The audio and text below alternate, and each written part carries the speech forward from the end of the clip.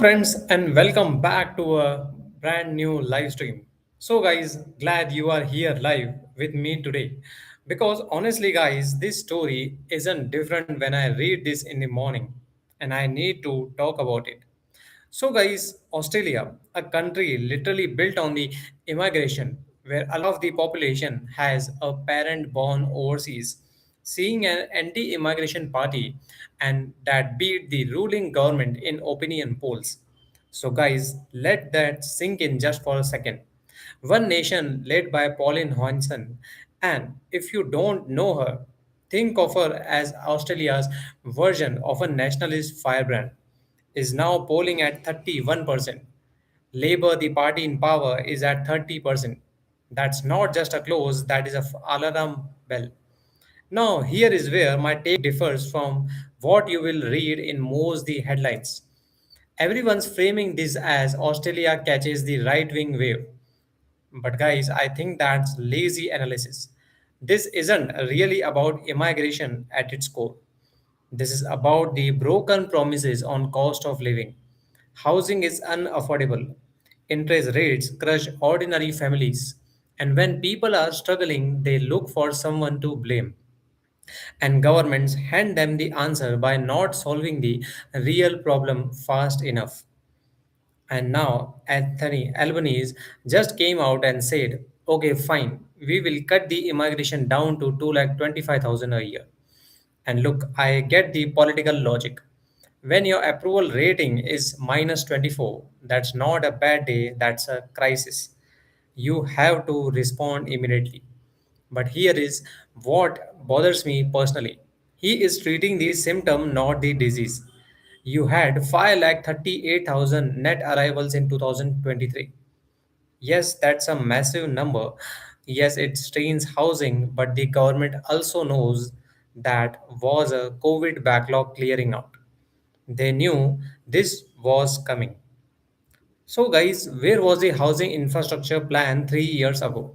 And that's the part that frustrates me as someone watching this from inside and out. Populist parties don't create public anger, they just show up when governments leave a vacuum inside the system. One nation didn't cause Australia's housing crisis. A decade of underbuilding, zoning failures, and policy delays did that. And what really worries me too, and this is my genuine concern, is the social fabric angle. Albanese actually said it himself. He wants the social cohesion at the core of Australian identity. And that's not just politics talk. When you have a multicultural society that's functioned remarkably well for decades, suddenly turning towards nationalism, you are playing with something fragile. So, guys, once that trust breaks between the communities, it doesn't just snap because immigration numbers drop. Now, the global parallel is impossible to ignore. UK did it with Brexit, Italy, France, Germany, all seeing the same problem, and now it's Australia.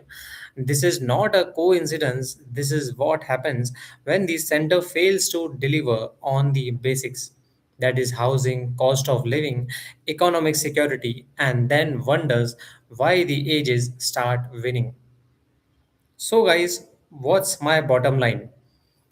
So I will say that Albany's cutting migration might calm the polls short term, but if the housing doesn't actually gets built, if inflation doesn't ease, if the everyday Australian doesn't feel it in their wallet by 2027, one nation won't just be polling ahead. They will be forming government, and that would be a genuinely historic shift for one of the world's most state liberal democracies. Worth watching closely. So, guys, drop your thoughts below. I want to know your side, what you think is really driving this. See you all in the comments. Thank you so much for watching. If you have any feedback or questions, comments, let me know in the comment section. I would love to hear and respond back. Thank you.